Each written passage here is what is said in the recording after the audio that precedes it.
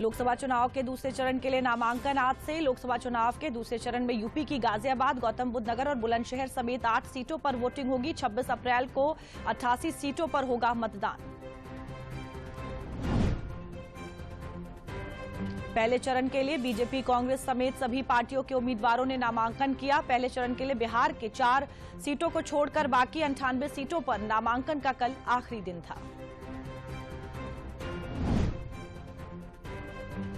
कांग्रेस की 8वीं लिस्ट जारी की गई है। ये उत्तर प्रदेश के लिए कांग्रेस की दूसरी लिस्ट है। इस बार 4 प्रत्याशियों के नाम का ऐलान किया गया है। गाजियाबाद से डॉली शर्मा, महाराजगंज से वीरेंद्र चौधरी, सीतापुर से नकुल दुबे को उम्मीदवार बनाया है। भारतीय जनता पार्टी ने उत्तर प्रदेश में 3 सह प्रभारी किए नियुक्त। दिल्ली, हरियाणा और बिहार के नेताओं को दी गई यूपी में चुनाव प्रबंधन की जिम्मेदारी।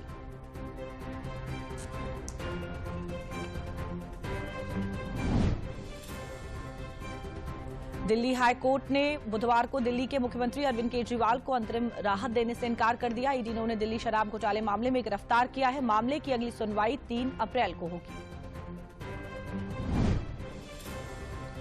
प्रधानमंत्री नरेंद्र मोदी ने कहा कि ईडी द्वारा जब्त किया गया पैसा गरीबों को मिले वापस, इसको सुनिश्चित करने के लिए किया जा रहा है काम।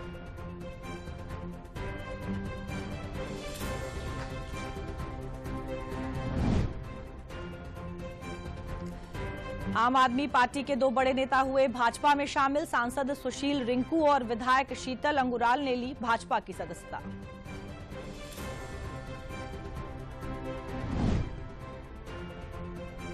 आपत्तिजनक बयान और पोस्ट के 2 मामलों में निर्वाचन आयोग ने की कार्रवाई। ईडी ने दिलीप घोष और सुप्रिया श्रीनेत को जारी किया नोटिस।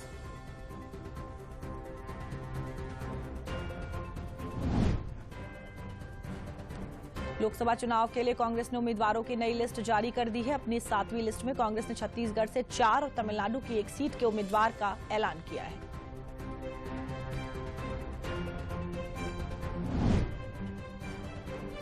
मुरादाबाद लोकसभा सीट पर समाजवादी पार्टी ने उम्मीदवार फाइनल कर लिया है। राष्ट्रीय प्रवक्ता राजेंद्र चौधरी ने बताया कि मुरादाबाद से मौजूदा सांसद एसटी हसन का टिकट काटकर बिजनौर की पूर्व विधायक रुचि वीरा को अधिकृत प्रत्याशी बनाया गया। बिजनौर और नगीना लोकसभा सीट से बसपा प्रत्याशियों ने दाखिल किए नामांकन। बिजनौर से चौधरी विजेंद्र सिंह और नगीना से सुरेंद्र सिंह ने आज दाखिल किया अपना नामांकन।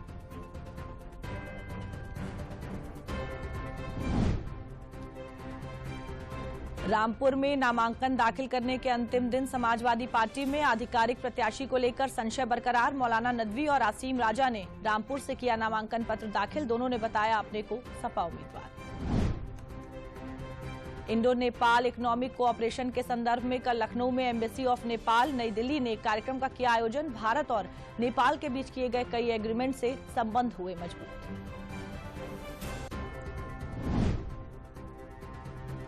ज्ञानपुर भदोही के पूर्व विधायक व माफिया विजय मिश्रा के अवैध साम्राज्य के खिलाफ जिलाधिकारी भदोही के आदेश पर बुधवार को भदोही पुलिस ने की बड़ी कार्रवाई। अल्लापुर स्थित 35 करोड़ 5 लाख कीमत की अवैध संपत्ति की गई कुर्क। महोबा में देर रात 2 ट्रकों के बीच भीषण टक्कर से ट्रकों में आग लग गई। इस हादसे में दोनों ट्रकों के ड्राइवरों को जिंदा जलकर मौत हो गई। एक ट्रक चालक उन्नाव का है, दूसरा कानपुर का है।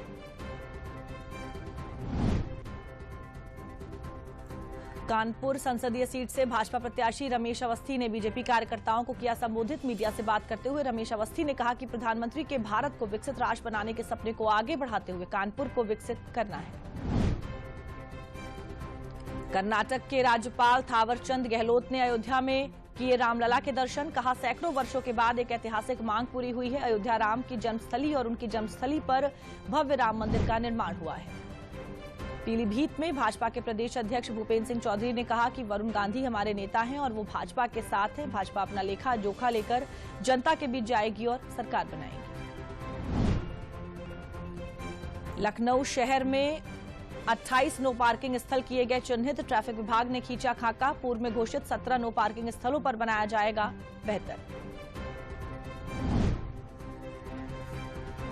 लखनऊ के चौधरी चरण सिंह अंतर्राष्ट्रीय हवाई अड्डे टर्मिनल 3 पर फ्लाइट का संचालन 31 मार्च से शुरू होगा। आकाशा एयर की सभी फ्लाइट 31 मार्च से T3 से चलेंगी। आकाशा एयर टर्मिनल 3 पर स्थानांतरित करने वाली पहली एयरलाइन होगी।